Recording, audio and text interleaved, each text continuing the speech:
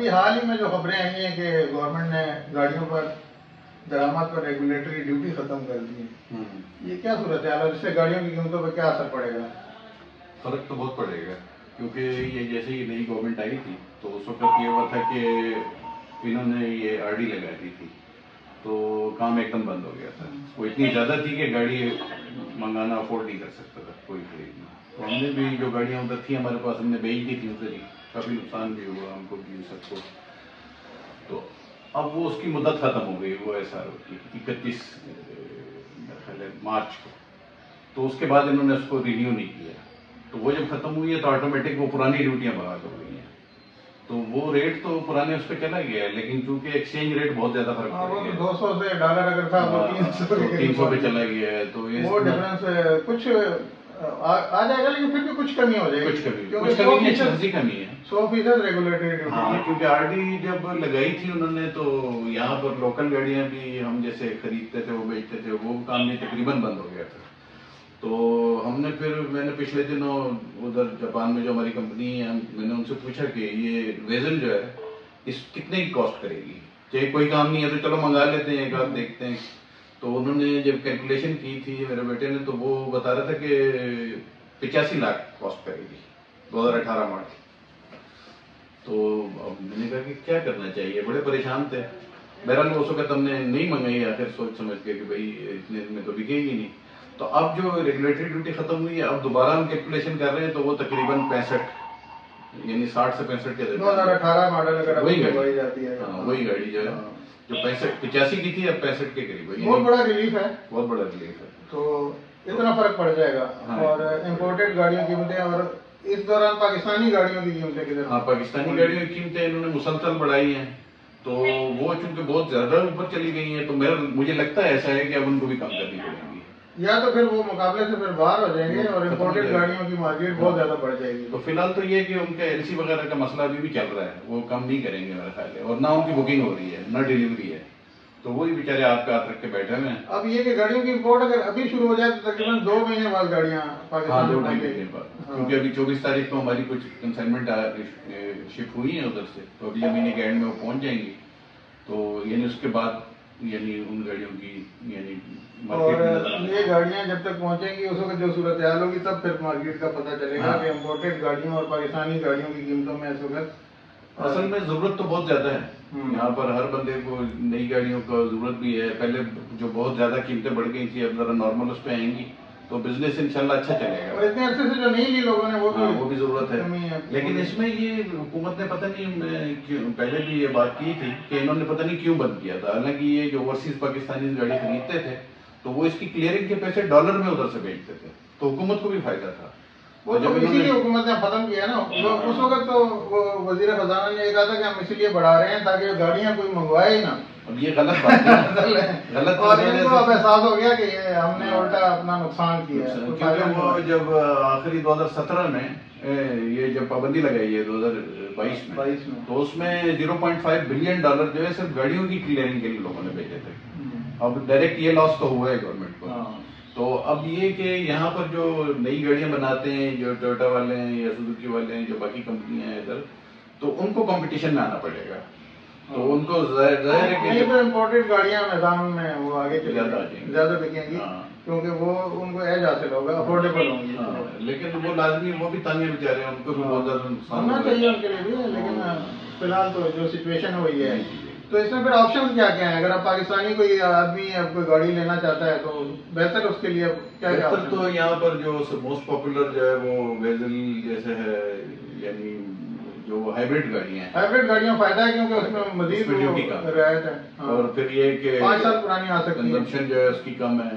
Petrol बहुत महंगा हो गया है, तो लोग बड़ी गाड़ियों से जैसे स्पोर्टेज वगैरह से एसयूवीज जो ली थी बड़े शौक में पाकिस्तानियों ने, तो वो चूंकि वो पेट्रोल बहुत ज्यादा खाती हैं, 8-10 किलोमीटर करती हैं, तो वो हाइब्रिड की तरफ आएंगे।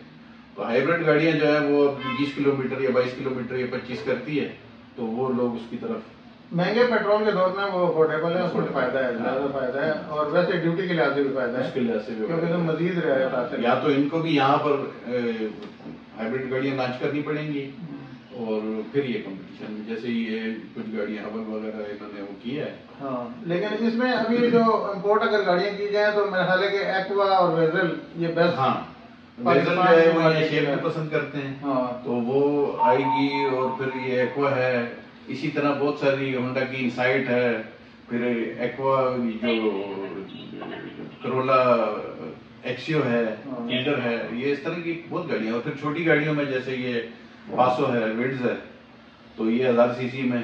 तो इसमें तो हाइब्रिड नहीं है। हाइब्रिड तो नहीं है, लेकिन फिर भी ये कॉस्ट तो इसकी कम होगी। हाँ, जो वैसे छोटी गाड़ियों की अपनी मार्केट है, अपनी मार्केट 660 सीसी। हाँ, अब वो जैसे 65 लाख की है, तो ये 40-45 660 सीसी में 660 में तो फिर आल्टो है, वैगन आर है, निसान की डेज है, इस तरह बहुत अच्छी अच्छी गाड़ियां हैं जो मतलब मार्केट में आ सकती हैं और पैसे भी उसके रीजनेबल होंगे और वो उसकी कॉस्ट कंजम्पशन जो है उसके लिहाज से भी फायदा होगा लोगों को। तो अब ये वैसे इसका मतलब है कि एक्साइटिंग टाइम है अगले 3-4 महीने जो है। हाँ, हमने फौरन अपना सिस्टम दोबारा से ऑन कर तो दिया है। ये लाइव ऑक्शन है, इसमें क्या है ये इसमें अब जैसे हम लोग जो है वो जापान के तकरीबन 200 से ज्यादा ऑक्शन होगी हमारे वाले मेंबरशिप है, तो वो हम लाइव यहाँ से खरीद सकते हैं।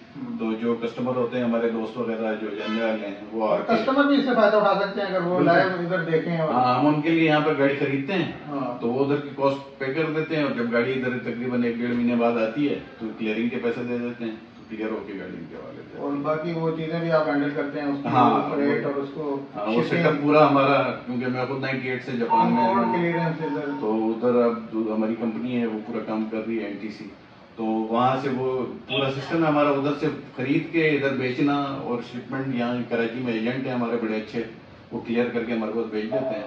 तो पूरी एक लाइन है। हाँ, इस पे अगर मतलब इसके मुताबिक अगर कोई लेना चाहे तो उसको ये है कि चीज अच्छी और अपनी पसंद की चीज, अपनी पसंद की हाँ, कलर में, माइलेज, पॉइंट्स और हर चीज के लिहाज से, और जो उसकी अफोर्ड कर सकता है अपने प्राइस में, कौन सी गाड़ी उसको सूट करती है, कॉम्पिटिटिव प्राइस पे मिल सकती है।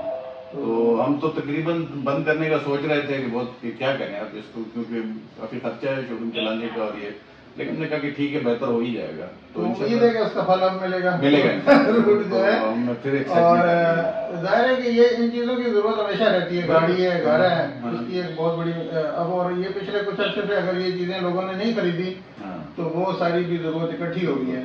तो अब वो ये उम्मीद है कि दोबारा से बेहतरी नजर आएगी। और ये जो मार्केट खराब होती है कुछ अर्से तक बंद होती है, इसका भी एक फायदा होता है। इसका ये फायदा होता है कि जो हर एरा गैरा इस कारोबार निकल जाते हैं, जैसे आप खुद भी बंद करने का सोच रहे थे तो वो भी निकल जाते हैं, काफी लोग गायब हुए हैं। और सिर्फ ट्रस्टवर्दी और जेन्युइन जो डीलर्स इंपोर्टर्स वो मैदान में रह जाते हैं। तो इसका ये फायदा है कि अब जो जिसने जाना था चला गया है, जो मैदान में वो ट्रस्टवर्दी हैं और वो अच्छी गाड़ियां और बेहतर चीजें वो सब। जैसे हमारे एक दोस्त थे, उन्होंने गाड़ी मंगाई थी सिएंटा, टोयोटा की सिएंटा, वो उनको पड़ी, उन्होंने कहा मुझे यही गाड़ी चाहिए, तो वो 65 लाख की उनको पड़ी। हालांकि जब हमने पहली कैलकुलेशन की थी तो 37 लाख की उनको पड़नी थी, तो वो उन्होंने कहा नहीं मैं मंगवा लेते हैं। फिर आखिर बहरहाल गाड़ी आई तो बेचारे बड़े परेशान थे, फिर मैंने अपने पासपोर्ट पे गाड़ी क्लियर कर दी। मतलब यार इनको बहुत नुकसान हुआ है, तो उसका वो खाली एक्सचेंज। अब ये ऐसे ही जैसे हम कोई कपड़े खरीदने जाते हैं और थोड़ी देर बाद वो चीज सेल में लगी हो, बिल्कुल तो फिर हमें बड़ा दुख होता है कि यार ये चीज मैंने महंगी ली, अब ये सस्ती हो गई है, मेरे साथ धोखा हुआ है। तो लेकिन इन चीजों का तो कुछ भी नहीं किया जा सकता ना, जो अब ऐसी कीमतें इतनी बढ़ गई हैं कि वो जिन्होंने ली थी वो भी फायदे में है। इन्फ्लेशन भी इतना ज्यादा बढ़ गया। पाकिस्तान में डेप्रिसिएशन ही है गाड़ियों में, पूरी दुनिया में ये होता है कि गाड़ी ले ले तो डेप्रिशिएट होती है उसकी वैल्यू। यहाँ एक एसेट के तौर पर उसको देखा जाता है, ये प्रॉपर्टी की तरह एक एसेट है, कभी भी उसको इस्तेमाल भी करें फिर भेज दें, अच्छी प्राइस मिलती है आजकल, बल्कि प्रॉपर्टी तो नीचे ही जा रही है, तो ये बेहतरीन चीज है। ये इस वक्त है कि जो एक बेहतर ऑप्शन है इन्वेस्टमेंट के लिहाज से भी और यूज के लिहाज से बहुत अच्छा है। Thank you.